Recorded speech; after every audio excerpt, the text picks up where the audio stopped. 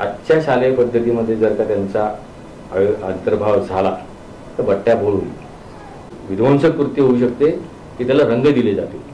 भगवद्गीता, रामायण, अथर्वशीर्ष शालेय जीवनापासून शिकवण्यासाठी शालेय शिक्षण पद्धती कशी बदलावी लागेल त्याचं उत्तर मी नक्की देतो.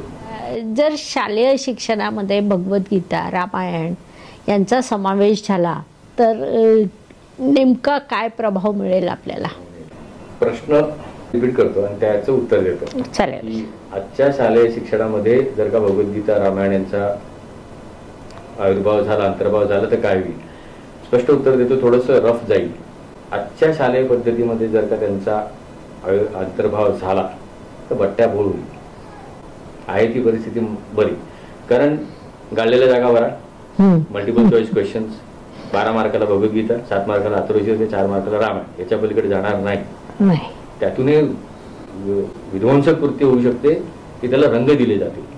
कारण आपल्याकडे मानवी म्हणजे काय म्हणूया त्याला, त्याच्यापेक्षा रंग हा फार महत्वाचा होतोय.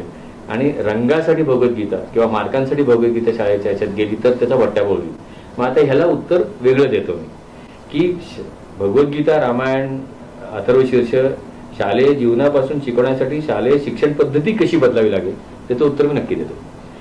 शालेय शिक्षण पद्धतीमध्ये जर का भगवद्गीतेमध्ये जर का त्याला सांगितलं गेलं की कृष्ण आणि अर्जुनाला उपदेश केला, तर मी लहान मुलगा असेल तर मी बघणार पण नाही त्याच्याकडे, बिकॉज आय एम ऑनेस्ट. कारण मला हे नाही आता शिकायचं.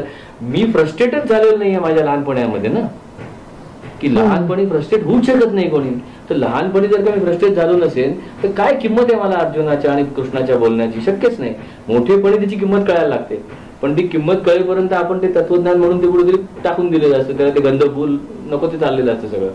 पण लहानपणी जर का ते सांगायचं असेल तर त्याला कसं सांगेन की काय रे बाबा, तुला एखादा विषय आवडतो का, आवडत नाही का? आणि गणित अजिबात आवडत नाही मला. मग काय येतं मनात तुझ्या? हे नसलं तरी चालेल, एक्झाम नाही दिली तरी चालेल, असंच बोललाय अर्जुन. अच्छा. मग तू सांग मला, तुला एखादा विषय आवडतो का? मला भूगोल आवडतो. मग इकडे हा जो विद्यार्थी आहे ना, त्याला भूगोल अजिबात आवडत नाही. तू काय सांगशील त्याला? अरे असं आहे, अरे तसं आहे, हेच सांगितलंय कृष्णाने. हे जोपर्यंत आपण सांगत नाही ना तोपर्यंत की स्वतःला जे कळलं नाही ते दुसऱ्यांच्या खांद्यावर बंदूक अटकून गोळ्या मारण्याची उद्योग आहे. It's such a wonderful process that how to live the life.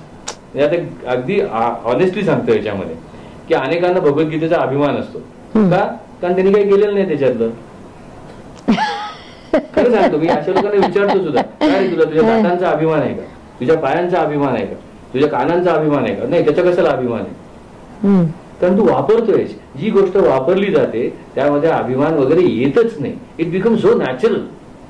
जोपर्यंत आपल्या राष्ट्रामध्ये भगवद्गीतेचा अभिमान धरणारी मंडळी आहे तोपर्यंत भगवद्गीता जाणारच नाही रूट्स मध्ये. मला भगवद्गीता आली आहे अंगात, पायासारखी भगवद्गीता वापरतोय, हातासारखी भगवद्गीता वापरतोय, डोळ्यांसारखी भगवद्गीता वापरतोय. So I am not even aware that I am making use of all this organs. या लेवलला भगवद्गीता पोहोचायची असेल तर ह्या इथे पोचली पाहिजे ती, की तू जसा चिडून आता आईला बोललास ना उलट सुलट, तसंच 6व्या अध्यायात अर्जुन बोललाय, एतस्याहं न पश्यामि चंचलत्वात् स्थितिस्सरं. काय वाटेल ते सांगतोस, तुझं ठीक आहे तुझ्याकडे, हे काय होणार नाही, असं अर्जुन बोललाय. हे त्या लेवलला जाऊन ज्याला सांगितलं जाईल ना त्यावेळेला ती खरी होईल भगवद्गीता.